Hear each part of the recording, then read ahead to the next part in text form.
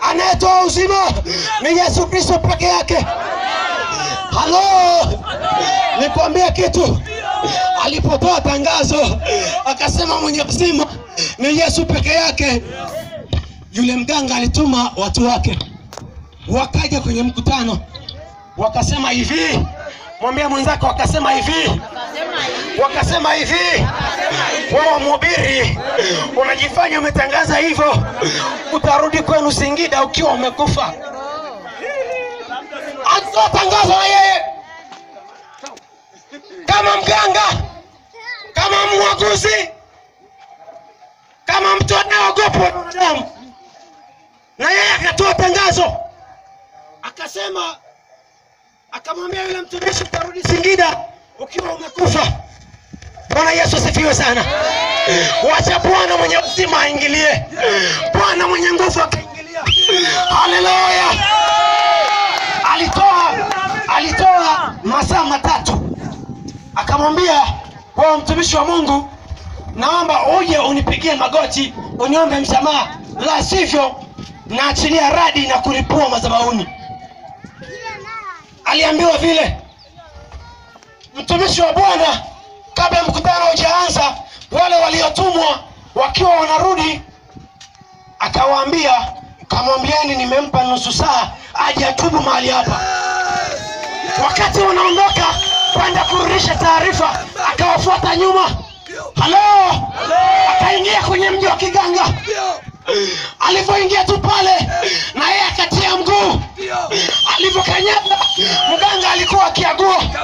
Walikuwa akiaguliwa, walikuwa na mapepo. Alipokanyaga tu yakalipuka. Haleluya. Mtumishi wa Bwana akaanza kutoa pepo kwanza. Kwa sababu wamembeba mwenye uzima. Kwa sababu wamembeba Yesu. Akaanza kutoa pepo. Akahakikisha pepo zote zimetoka. Alafu yule mganga sasa, si alitoa masaa 3. Unafikiri yeye akaenda wapi? Alijidai yeye anatoa radi. Halo. Yuko Yesu mwenye uzima. Yuko Yesu mwenye uzima. Sio waganga, sio waguzi. Ni Yesu peke yake. Shangilia Bwana Yesu. Yesu Kristo ndiye mwenye uzima. Tumesoma kwenye kitabu cha Hesabu. Kwenye kitabu cha Hesabu ile sura ya 21. Tumeona Musa alipokuwa akitembea na wana wa Israeli. Ilifika wakati nyoka wa moto wakasimama. Wakaanza kuangata wana wa Israeli. Bwana akaongea na Musa. Akamwambia Musa, tengeneza nyoka wa shaba ili watu hawa watakapong'atwa na nyoka wa moto wamtazame nyoka wa shaba. Watazame nyoka wa shaba. Na hata walipong'atwa na nyoka wa moto walisimama wakamwangalia nyoka wa shaba. Wakamwangalia nyoka wa shaba. Wakamwangalia nyoka wa shaba. Bwana Yesu asifiwe sana. Nyoka wa moto ni magonjwa leo. Nyoka wa moto ni magonjwa leo. Lakini yupo Yesu. Yuko Yesu ambaye ni nyoka wa shaba. Ambaye ni nyoka wa shaba. Ametundikwa msalabani. Ukimtazama ana uzima wako. Ukimtazama ana uzima wako. Ana afya yako. Ana amani yako. Haleluya. Omomino nera nchere emproses negin chaunye. Bwana Yesu asifiwe. Amaisha si Yesu lengo. Kwenye kitabu cha Yohana Biblia inasema kwa Yohana nendo nchere kama wanakaswe. Negin ngadongo ala wanakaswe. Sasa shule umia. Uwo aitai. Kamsi Yesu. Negin ngadongo Yesu. Toa uzima. Bwana Yesu asifiwe sana. Siku moja tukiwa tunaendelea na maombi, alikuwa anaagua kwake.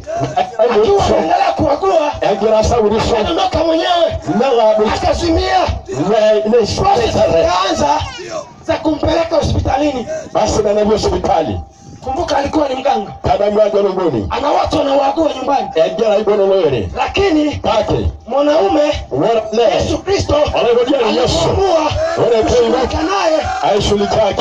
alishughulika naye sawa sawa. Basi unajua nini kilitokea? Aliondolewa nyumbani kwake. Alipelekwa hospitalini. Kilichotokea nini? Aliwaambia hivi, nitieni mchungaji. Mganga alisema nitieni mchungaji. Lakini nyumbani lakini kumbe Mungu alikuwa na kusudi. Alikuwa anatamani azungumze na yeye kwa mara ya mwisho kabisa. Alimpa nafasi ya mwisho ya kutengeneza na Mungu. Alimpa nafasi ya mwisho ya kutengeneza na Mungu. Lakini kama mwanadamu hakuelewa.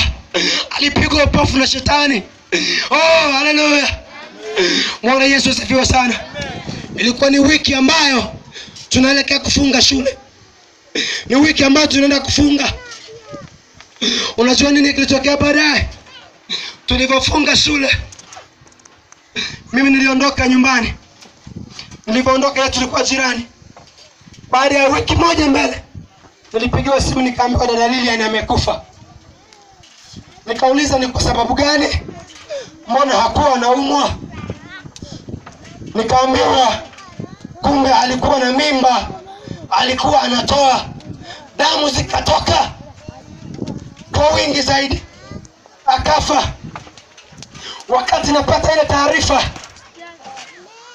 nilijisikia kulia. Nilihuzunika sana moyoni mwangu. Nikasikia sauti ikiniambia, usihuzunike, kazi yako ulishaimaliza. Kilichobaki ilikuwa ni yeye kukubali. Ilikuwa ni yeye kutengeneza na Mungu. Kile nilichokuagiza ulishakimaliza. Bwana Yesu asifiwe sana. Naomba niwaambie watu wa Landaleti, kile Bwana alichotuagiza tumekimaliza. Utubu, usitubu, hiyo ni shauri yako. Lakini tumesema habari za Yesu. Watakaopokea, watakaokiri ya kuwa Yesu Kristo ni Bwana, wataona uzima wa milele. Wataingia na Yesu Kristo, watafurahi na Bwana, wataingia mbinguni. Haleluya. Lakini pia bado tunatoa tangazo kwa wewe ambaye hautamkiri Kristo, hautamkubali Bwana. Mtumishi wa Mungu anahubiri habari ya ufalme wa mbinguni, ya kuokolewa, uongoshwa na Roho Mtakatifu. Vunja utaratibu ya kifalme ya kidini, maana dini hakupeleki mbinguni. Haleluya. Alikuwa Lazaro alikuwa anampenda Yesu, lakini anaogopa kwa sababu huko katika hekalu alioko anakamatwa na sheria ya kidini. Halafu anasema ndamfuataje Yesu na mimi mwenyewe morani, mimi mwenyewe ndo kijana na wengi wapo kwenye hekalu huko, nitamfuataje Yesu? Nenda kuandamana na wale wengine 12 ambao wamekubali kumfuata Yesu, mimi mwenyewe na warani ni wengi huko ninakotoka. Haiwezekani. Lakini anampenda Yesu ndani ya moyo wake. Wakati hiyo wale mabindi wote wawili, Mariamu na Martha, walikuwa wakimkaribisha Yesu, na ndugu yao Lazaro naye alikuwa ni tayari naye kukubaliana na wale wa dada zake hamkaribisha Yesu. Wakati wa mapumziko Yesu kupitia pale ili anywe maji, alipokuwa anaendelea kuhubiri habari njema, kushuhudia kwa kupitia kila mahali, kushuhudia habari ya ufalme wa mbinguni na kusifunja ufalme ya kidini ndani ya mioyo za watu na kuwafungua watu na kuwaweka huru watu waokoke.